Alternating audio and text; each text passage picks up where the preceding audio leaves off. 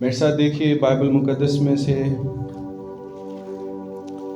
غلطیوں کے نام پالوس رسول کا خط، اس کا 4واں باب اور اس کی 4 آیت سے لے کر 7ویں آیت تک ہم پڑھیں گے۔ پالوس رسول کا خط غلطیوں کی کلیسیا کے نام، اس کا 4واں باب 4 سے لے کر 7 آیت مقدسہ تک ہم پڑھیں گے۔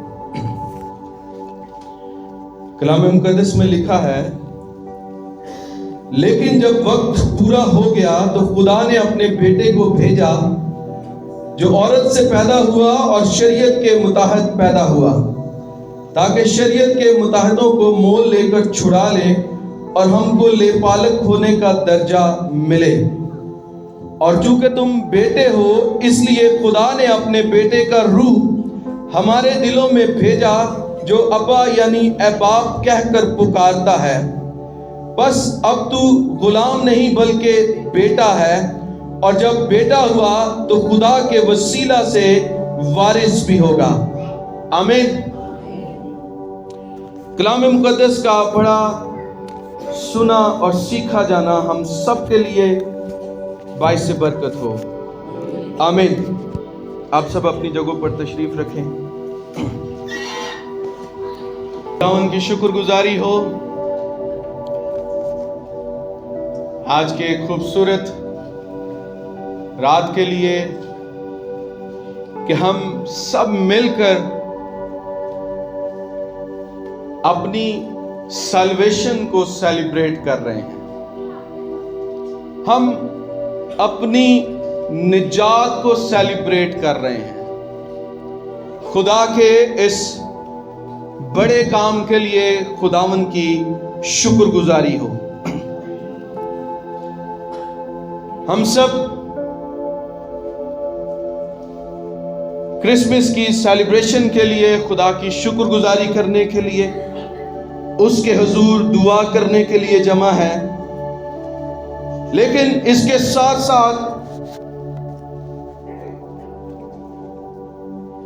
ہمیں اس چیز پر غور کرنے کی ضرورت ہے کہ کیا ہم کرسمس کو صرف ایک تہوار کے طور پر مناتے ہیں، یا کیا کرسمس کو ہم واقعی اپنی زندگی کے لیے سمجھتے ہیں کہ کرسمس کا مقصد کیا ہے؟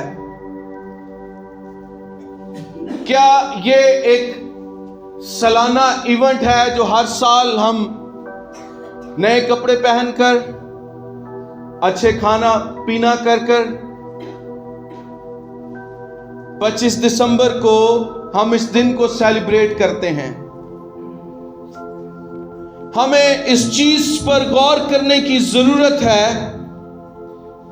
کہ ہم کیوں اس کرسمس کو سیلیبریٹ کرتے ہیں۔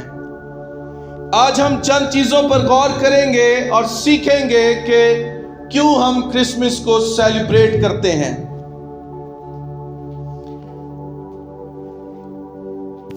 بہت سارے لوگ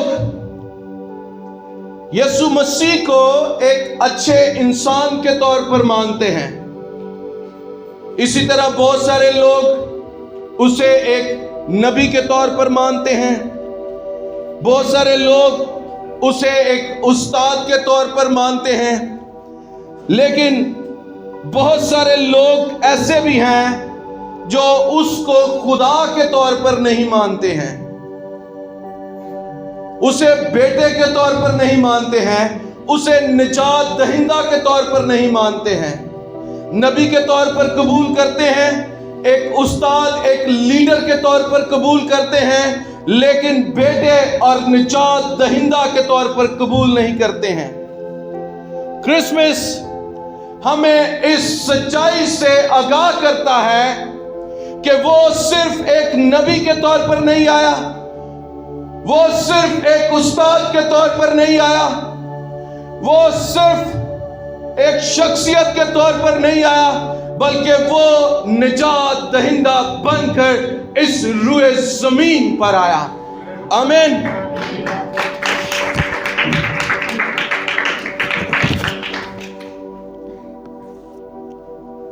یسوع مسیح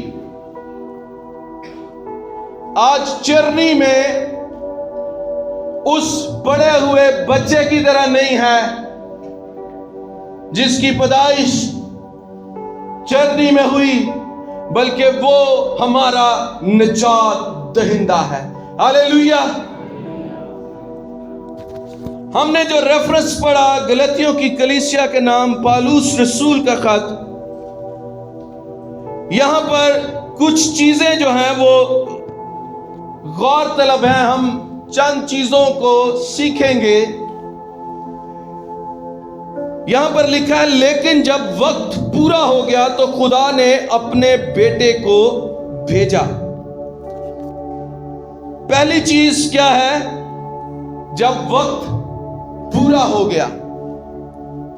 بائبل مقدس میں ہم جب وائس کی کتاب کو پڑھتے ہیں تو وہاں پر لکھا ہے ہر ایک چیز کا ایک وقت ہے اور ہر ایک چیز اپنے وقت پر رونما ہوتی ہے۔ یسوع مسیح کا بھی اس زمین پر آنے کا ایک وقت مقرر تھا، اور بائبل بتاتی ہے لیکن جب وقت پورا ہو گیا۔ یسوع کی پیدائش کب ہوئی؟ جب وقت پورا ہو گیا، یعنی خدا کا یہ ایک خاص پلان تھا، یہ کسی انسان کا منصوبہ نہیں تھا، بلکہ یہ خدا کا الہی منصوبہ تھا جو ٹھیک وقت پر اور ٹھیک طریقے سے پورا ہوا۔ جو کلام مقدس میں جو پیشن گوئیاں یسوع مسیح کے تعلق سے کی گئی تھی، وہ ساری کی ساری پیشن گوئیاں پوری ہوئیں اور یسوع مسیح کی پیدائش ہوئی۔ یہ خدا کا ایک اصلی منصوبہ تھا۔ یاد رکھے، خدا نہ تو اپنے کاموں میں جلدی کرتا ہے اور نہ ہی اپنے کاموں میں دیر کرتا ہے، بلکہ وہ اپنے کاموں کو ایگزیکٹلی پورے وقت پر کرتا ہے۔ اور یہاں پر بھی کلام ہمیں بتا رہا ہے کہ جب وقت پورا ہوا، یعنی جب خدا کے اس زمین پر آنے کا وقت پورا ہوا تو پھر خدا نے اپنے بیٹے کو اس زمین پر بھیجا۔ کرسمس ہمیں اس چیز کے بارے میں سکھاتا ہے کہ خدا ہر ایک چیز کو اپنے مقررہ وقت پر کرتا ہے۔ دوسری بات جو یہاں پر لکھی ہے، لیکن جب وقت پورا ہو گیا تو خدا نے اپنے بیٹے کو بھیجا۔ دوسری بات جس کو ہم سیکھیں گے، خدا نے اپنے بیٹے کو بھیجا۔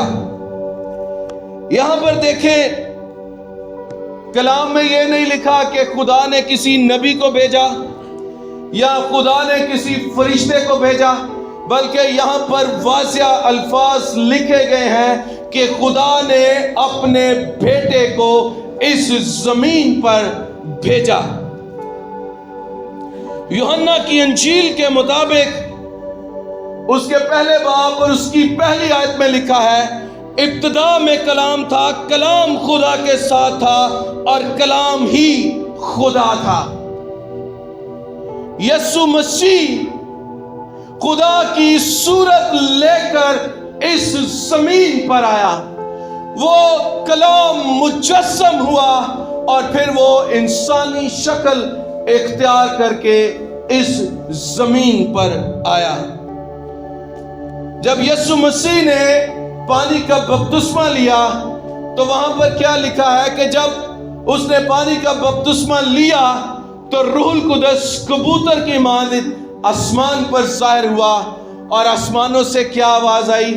یہ میرا پیارا بیٹا ہے جس سے میں خوش ہوں۔ آمین۔ یسوع مسیح ایک بیٹا بن کر اس زمین پر آیا تاکہ وہ خدا کے اس منصوبے کو پورا کر سکے۔ یاد رکھیں، یسوع مسیح صرف خدا جیسا نہیں، وہ صرف خدا کے قریب نہیں، بلکہ وہ کامل خدا کی صورت ہے۔ آمین۔ بہت سارے لوگ اس چیز کو قبول نہیں کرتے ہیں کہ وہ کامل انسان ہونے کے ساتھ ساتھ ایک کامل خدا بھی ہے۔ تیسری بات،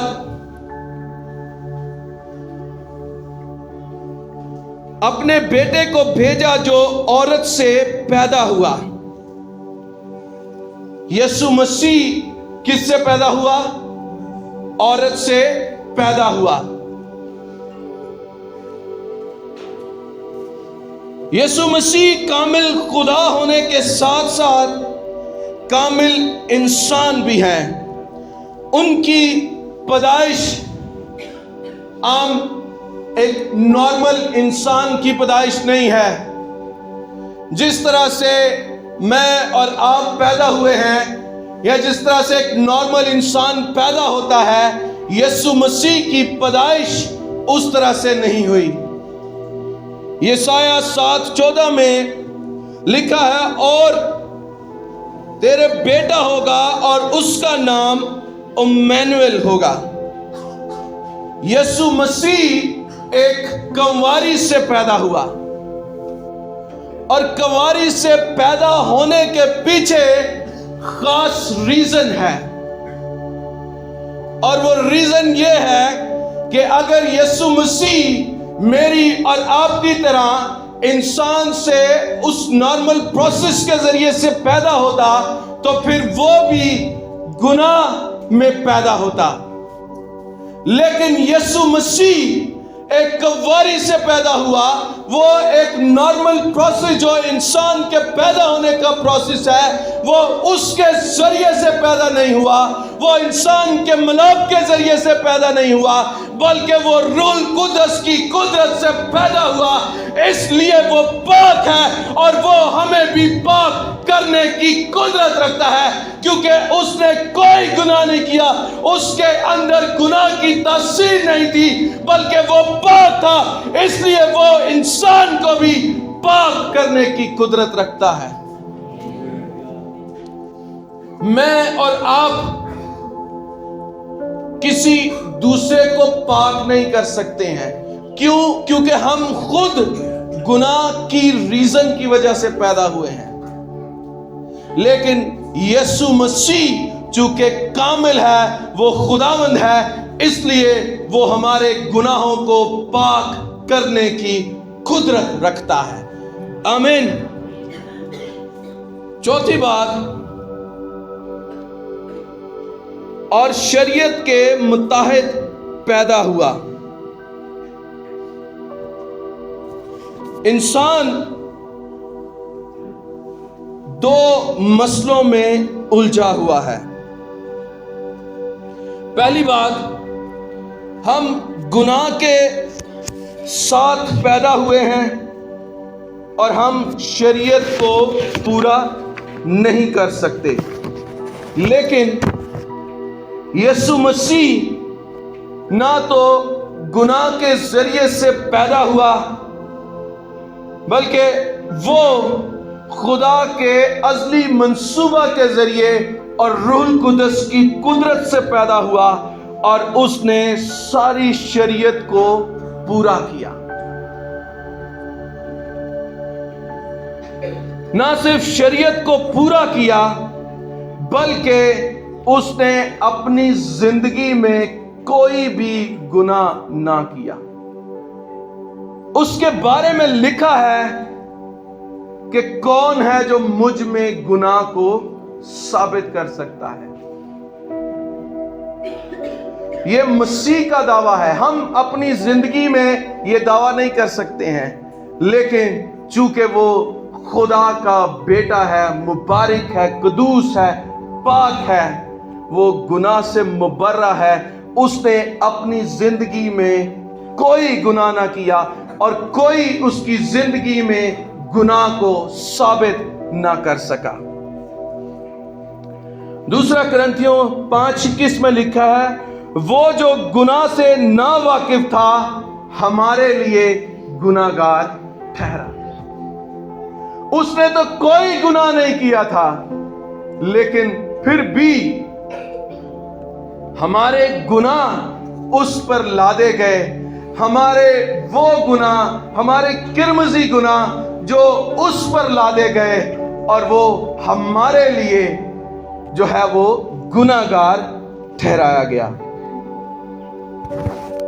پانچویں بات جو ہم یہاں پر سیکھتے ہیں، تاکہ شریعت کے متحدوں کو مول لے کر چھڑائے اور ہم کو لے پالک ہونے کا درجہ ملے،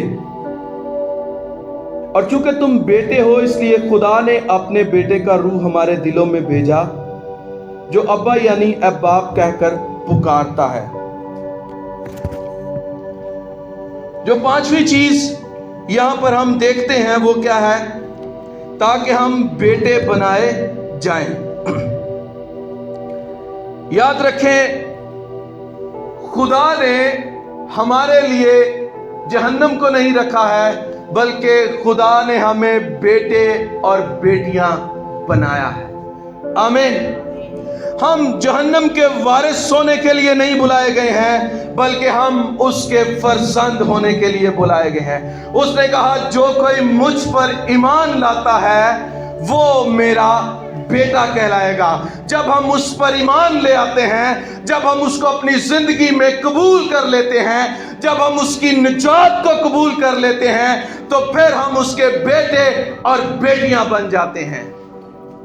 ہم غلام ہونے کے لیے نہیں بلائے گئے ہیں، بلکہ ہم فرزند ہونے کے لیے بلائے گئے ہیں۔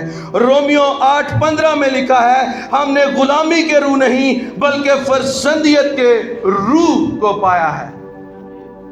جب مسیح اس زمین پر آ گیا اور ہم نے مسیح کو اپنی زندگی میں قبول کر لیا، اب ہم غلام نہیں رہے ہیں، بلکہ اب ہم اس پر ایمان لانے کے وسیلہ سے اس کے بیٹے بن چکے ہیں، اور جب ہم بیٹے بن چکے ہیں تو کلام کے مطابق ہم وارث بھی ہوں گے۔ آمین۔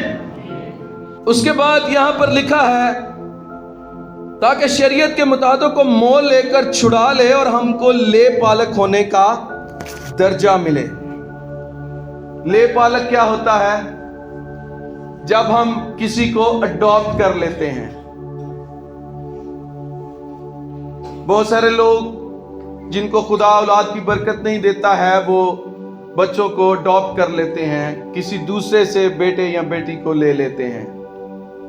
ہم بھی سیم اسی طرح سے یسوع مسیح کے لے پالک بیٹے اور بیٹیاں بن گئے ہیں۔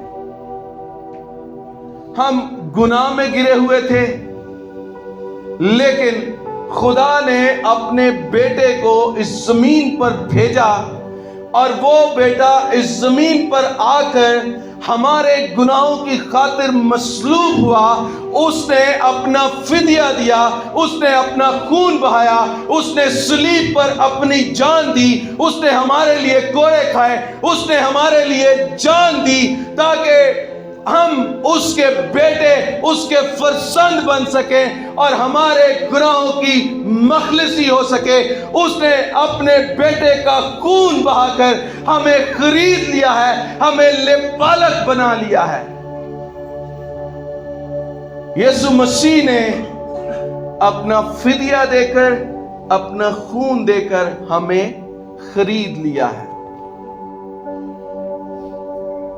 اب جب ہم اس کے لہو سے خریدے گئے ہیں، تو اب ہم اس کے لے پالک بیٹے اور بیٹیاں بن گئے ہیں۔ آمین۔ آخری جو پوائنٹ ہے یہاں پر، وہ تثلیث کے بارے میں ہے، باپ، بیٹا اور روح القدس کے بارے میں۔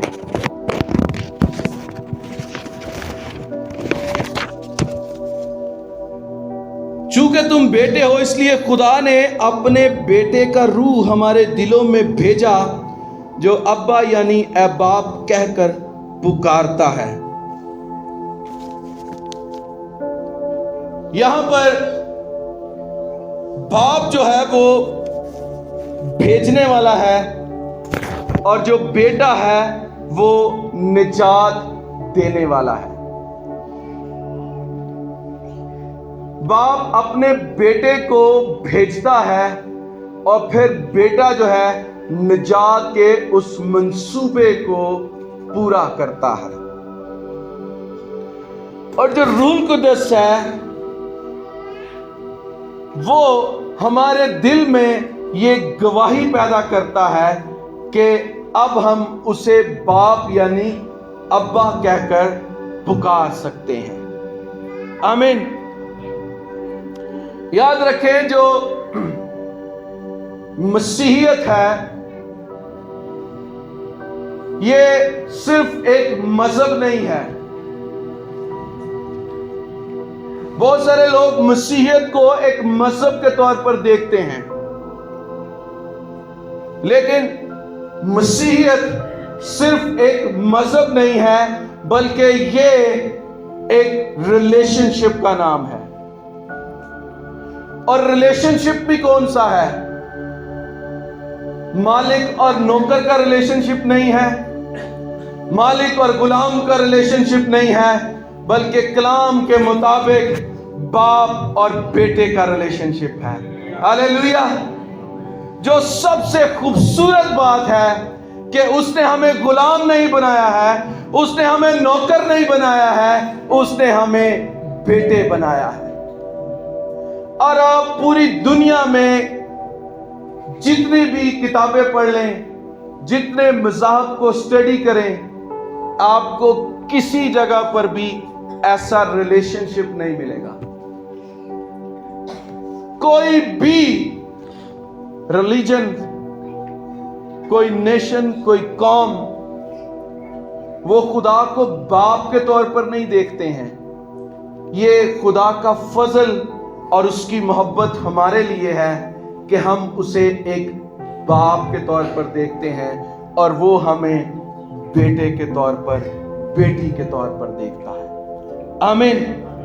क्रिसमस हमें इस चीज के बारे में बताता है कि खुदावंद हमारा जिंदा खुदा और हमारा अज़ली अब्दी बाप है। हालेलुया। अगर हम मोहब्बत को किसी फिजिकल चीज में देखना चाहें तो वो यीशु मसीह है। हालेलुया। मोहब्बत को हम किसी भी तरह फिजिकली तौर पर देख नहीं सकते हैं, ये एक इमोशन है, ये एक फीलिंग है। लेकिन अगर हम उसे फिजिकली देखना चाहें तो मैं समझता हूं कि हमारे पास सबसे बेहतरीन मिसाल यीशु मसीह की है, और हम उसके अंदर मोहब्बत को फिजिकली देख सकते हैं। आमीन। बस अब तू गुलाम नहीं बल्कि बेटा है, और जब बेटा हुआ तो खुदा के वसीला से वारिस भी हुआ। आमीन। क्रिसमस हमें इस चीज के बारे में बताता है कि अब हम गुनाह में नहीं हैं, अब हम गुलामी में नहीं हैं, बल्कि अब हम खुदा के साथ उसके फर्जंद बन चुके हैं, उसके बेटे और बेटियां बन चुके हैं। और जब हम बेटे और बेटियां बन चुके हैं तो फिर खुदा के वसीला से हम वारिस भी होंगे। हालेलुया। क्रिसमस का पैगाम यह है कि हम गुलाम नहीं हैं, हम वारिस हैं, हम बेटे और बेटियां हैं। हालेलुया। आइए सब अपने कदमों पर खड़े होते हैं, खुदा उनकी शुक्रगुजारी करते हैं कि उसने हमें गुलाम नहीं बनाया है, उसने हमें गुलामी में नहीं रहने दिया है, बल्कि उसने हमें बेटा और बेटी बनाया है। हालेलुया। हम खुदावन की शुक्रगुजारी करते हैं, हम खुदा की तमजीद